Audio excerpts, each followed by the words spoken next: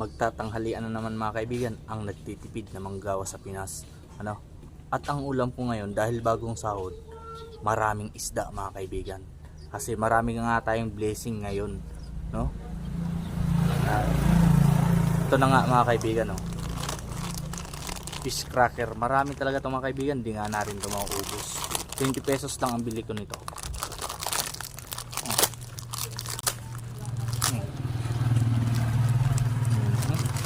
Fish cracker lang.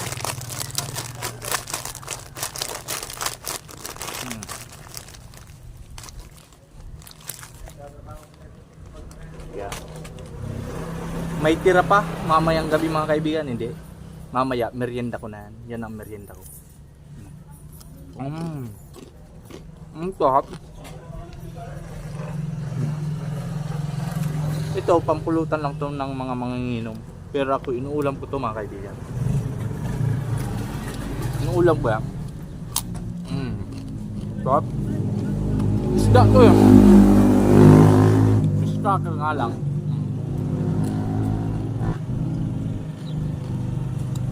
Dito na ako mga kaibigan nagpwesto sa labas ng simbahan. Gusto ko sana mga kaibigan kumain sa loob ng simbahan. Kasi alam ko maganda ang mga ano dyan. Ang ambience, peace of mind. Gusto kong kakain na habang nagpapasalamat sa biyaya. Kaso hindi tayo pinapasok mga kaibigan. May gwardiya pala dito ang simbahan.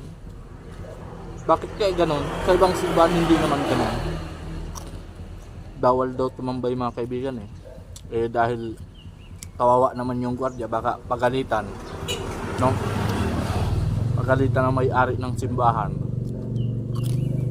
Kaya dito lang ako nagpwesto sa labas. Ayan pa nga yung bag ko.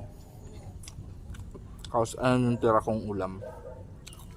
Kasi alos madalas ako kumain mga kaibigan sa mga simbahan, sa park, tabing kalsada, may kahoy. Kaso dito sa part na nabuo, walang masyadong yung makahoy. Kaya sabi ko, maganda dun sa may simbahan, may kahoy dun Kasi dati nakakapasok naman talaga kami dito. Kasi iwan ko ba ngayon mga kaibigan, sarap sana magpahinga sa sa may simbahan. So okay lang. Nabait naman yung gwardiya. Humingi pa nga sa akin ng pasensya mga kaibigan Pero hindi naman sana tayo tatambay sa loob ng simbahan. Kakain sana tayo mga kaibigan. No. Pero okay lang, sanay naman tayo kahit saan kumain. Kaya dito lang tayo sa labas ng simbahan. Total hindi naman mainit.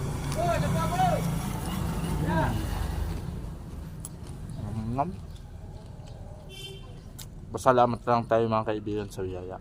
Salamat Ama sa biyaya.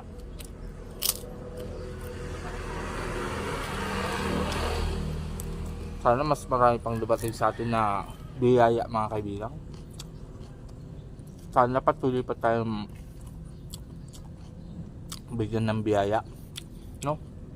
Kahit medyo mahirap ang buhay sa Pinas, nakakaraos naman tayo.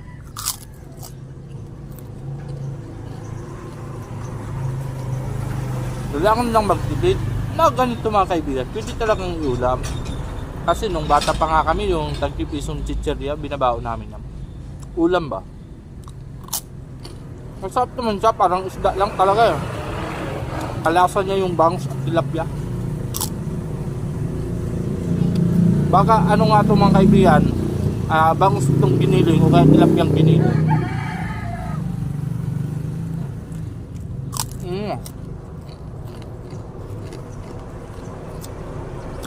Crispy pa mga kaibigan. Ang sarap kumain mga kaibigan. Feeling ko malapit na ako sa langit.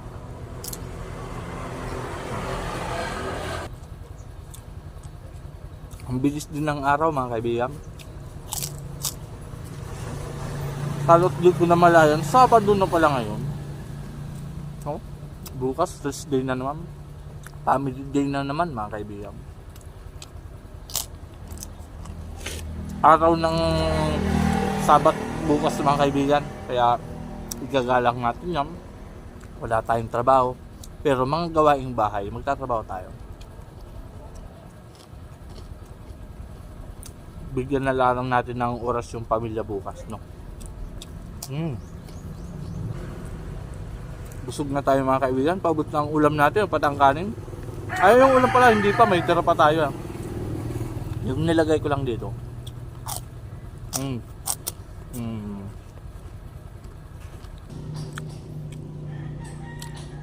Huling subok para sa tagumpay mga kaibigan, oh.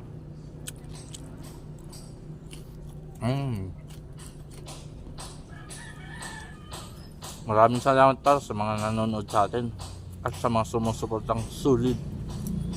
Share naman ang video natin mga kaibigan kung nagustuhan mo. Maraming salamat.